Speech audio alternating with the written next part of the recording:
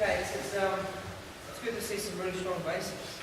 Right? At the beginning of every session like this, or a week like this, I generally like to spend the first hour or so at least just going through combinations. Obviously, apart from a good little sweat up and a workout and loosening out, it also shows us just where things are at. So to speak, yeah. Just a quick little bit of feedback. Apart from what I've told you about the nature, just be aware that when you're stepping through, that you're not going back, you're going forward. And what I mean by that is, and this is most of the guys, by the way. The girls, you're good at this. As in, you don't do this. The guys, you are good at this. As in, you do this. She's not good. Okay, so I want to go forward and punch. Right? I've got my technique. Right? I've talked about colouring, keeping the colouring in when you're little kids, and you colour within the circle. Going outside, like 3 or 4-year-olds like to do. So our technique has to be contained. Right? All the power and all the strength is within the technique. So anything extra to that is unnecessary. It's unnecessary because it takes more time. Sometimes it takes us offline. It takes us off track. That makes sense, alright? And as you also know, everything will affect everything else. So if it's affecting you here, if this is a problem here in our basics, then there will be showing up in our kata, showing up in our kumite, like fighting. So this is we need to iron out the buttons as well. So that's why basic training is very important. It's not everything, but it's essential. It's very important to maintain. Pre-black belt, we're working on our basics in order to really focus and develop technique and learn how to do things. Beyond black belt, we're still doing that, but we're also doing it in a way that helps to retain and refine. Okay, so we're always going to be learning, but obviously, as you can tell, by the time you're beyond black belt, first, second, third, etc. If you miss training for a week as a white belt, you probably feel it. If you miss training for 2 or 3 weeks as a yellow belt, you probably feel it when you came back. As a black belt, I've seen black belts that have missed training for 3 months and they're back in the class and they look just the same. Maybe you might have, a little bit here, a little bit there, but 99% of the people in the class wouldn't realise that they hadn't trained a single class in 3 months. But the more you train, the more it becomes ingrained. And that's really important, yeah? So, what I mean by going backwards to forward is from here, it's mostly around the shoulder. So if I'm going to come forward punch, I want to make sure everything comes forward. Everything moves forward. Yeah? This way.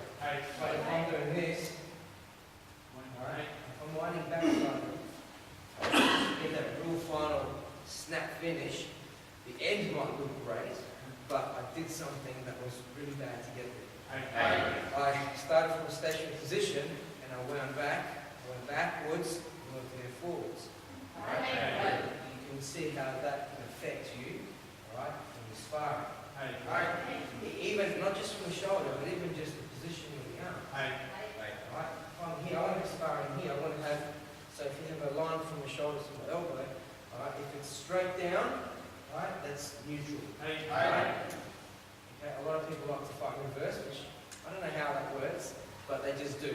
So the head's back here, which means I'm in reverse. So if you want to go somewhere, you need to kick in a gear, don't you? So you really want to be here, and then teach yourself that everything is coming forward from here. Don't start here, go there, and then go forward. It's twice as long. Because I start here, but as I get there and there, that's twice the distance. Twice the time, before I start. So, I think we've said this a few times as well. If you're in front of someone and we tend to be blocking everything you throw out, and think, man, they're good. Maybe they're not that good. Maybe you just, sending a little email.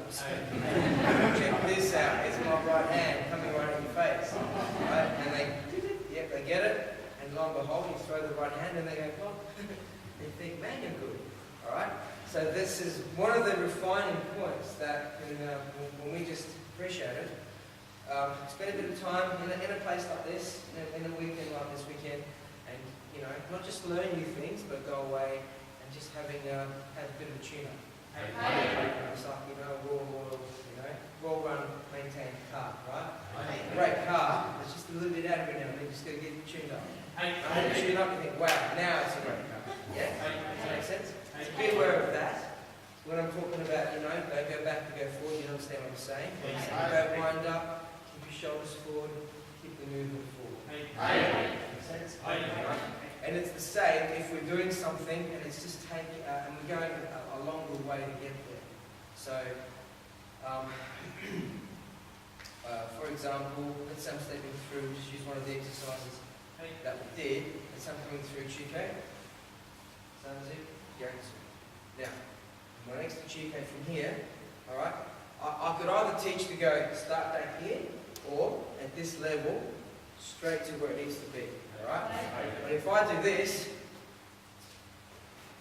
alright, if I let go and relax it, I'm not thinking I'm winding it back. I'm not thinking I'm putting it back, I'm just relaxing it. But if this is going to relax, it's not going to relax like that. It's going to relax by doing this. Does that make sense? Just put your hand out like this and just kind of relax it a bit. Naturally, it draws back in towards your body. Right? So you don't want to be doing like this because you're thinking step through, block. Okay? You're not thinking in 1, 2, 3, 4. The first motion has to be stance plus move, plus whatever we're doing. You don't move, then you prepare a block, then you block, then you punch. Okay? A lot of things have to go 1, 2, 3, yeah? And when you start moving, and you've got to do a block, for example, everything moves together. From here, everything moves together. So as I'm moving through, this moves in. I don't get to here and then that starts, because I'm going to have a halfway point, I'm going to have a pause. Right? So I need to be here. So then I've got nothing slowing me down. Make sense? And then just little jab, and then through. More hip work as well, yeah? From here, I'm not going to relax. This point goes straight there. Okay? And then through. Does it make sense?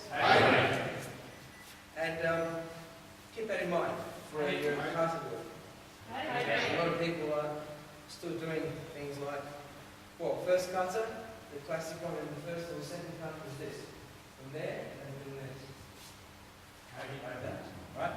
So you see that, and at high levels, you see that person is probably not lacking understanding, but they're just missing something. They're just unaware.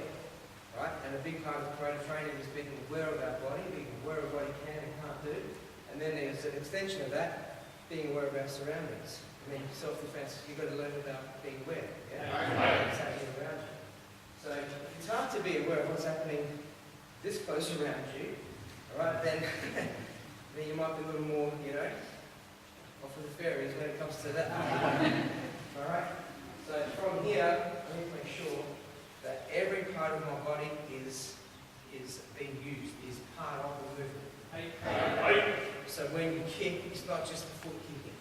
It's the whole body being involved in the kick. The arms have got a role to play in the kick. Don't they? Sometimes we do bunkai, alright, and someone's practicing over here and they're doing something with this hand, and then this hand is just hanging here. And I'll show you how you do that later. That's right, this is part of this as well. Okay? Because we tend to focus on one thing at a time. What we're learning to do with our karate is focus on what's happening through the whole body. Keep aware of that. Alright? That's the first kata example, but then you'll see people, not in New Zealand, obviously, but in Australia.